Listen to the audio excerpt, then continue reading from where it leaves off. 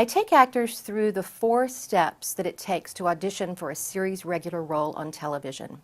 Tonight we're going to be talking about reading for studio executives. What happens before you read for the studio executives is that you actually have to negotiate your contract.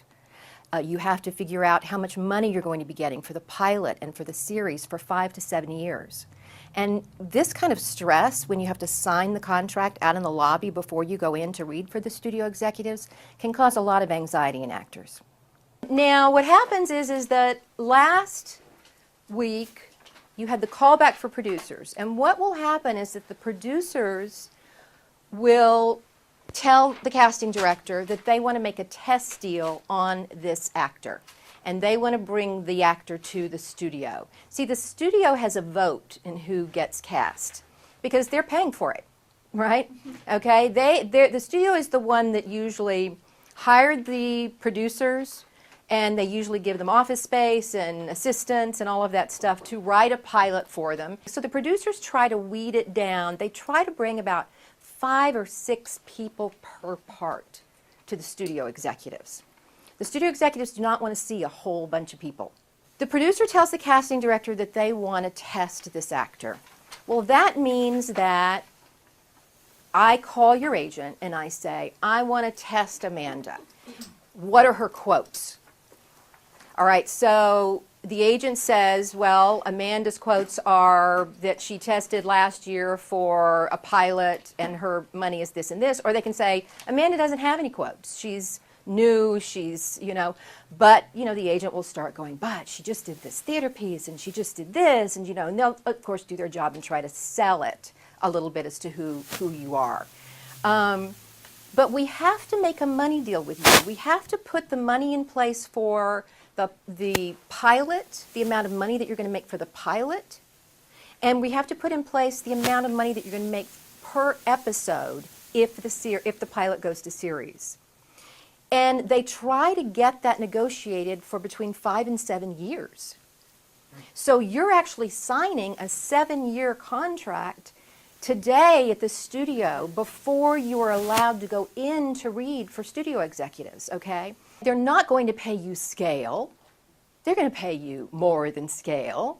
So when you start adding up the possibilities of what you might be making, if I make $15,000 an episode for 22 episodes, and then you get out your calculator and you start going, wow, this could be really good money. Well, of course, what happens, that's where your mind goes. How much money am I going to make? I can buy that car. I can move to Venice, whatever it is, your mind starts going in the wrong place. Okay, so you have to know that when you sign this contract here at the studio tonight, you are held for 7 years if they want to hire you. Okay? Now, what does this do to your acting? What does this do to your head and your mental focus and all those things we've been talking about in class the last 2 weeks? I have talked with several people who said that they walked into this situation and the last thing that they thought about when they walked into the door is, I can buy that car. And of course, that was it.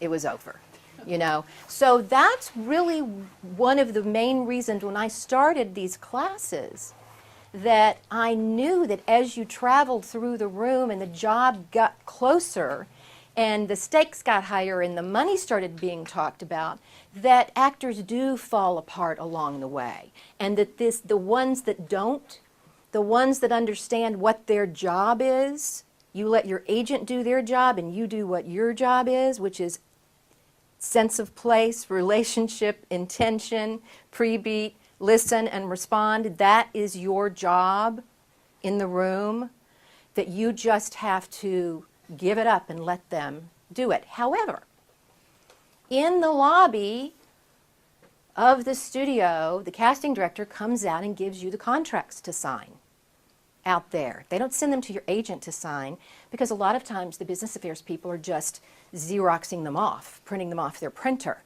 and then they hand them to me, and then I hand you 4 copies to sign. Here are your contracts tonight. Okay, so these are examples. It doesn't have your name on it or anything. Why not? You can fill in the blank. It'll make you, and put it like $1 million in the slot. It'll just make you feel so good. All right, so this is a pretty good example of a contract that you would have to sign 4 copies of. Now, you certainly do not have time to read all of this, right? But what you have to do is to check certain things. One is where it says in paragraph 3, pilot, when it says studio will pay artist blank, pay or play, you have to make sure that that money's correct. Because I'm telling you, the business affairs people, your agent just got off and got you $1,000 more. And the assistant didn't get that memo. And they typed it up $1,000 less than what your agent negotiated. So you have to look at that.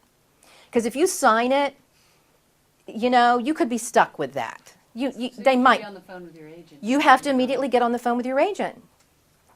Yes. And you know, you go to the casting director and say, this is wrong. I'll get on the phone. The casting director will get on the phone with the business affairs person. You get on the phone with the agent. They have to get on the phone. Meanwhile, the studio executives are getting ready to walk into the room. And you're like this, right? But that's why if the appointment is at 3 o'clock, get there at 2 o'clock. You know, these might not be printed out yet, but at least you will be sort of in the headspace ready to, you know, ready to do it. Now, on the next page, paragraph 5, episodic series, episodic compensation. First series year, okay, so again, check that number. What are you making per episode? Make sure that that number is correct. Now, this says per 30-minute episode. This is obviously a half-hour contract, okay? So, you know, if it's an hour drama, it'll say 60 minutes, obviously.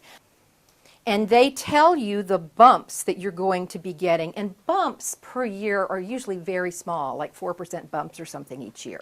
Okay, so you think about this for a second.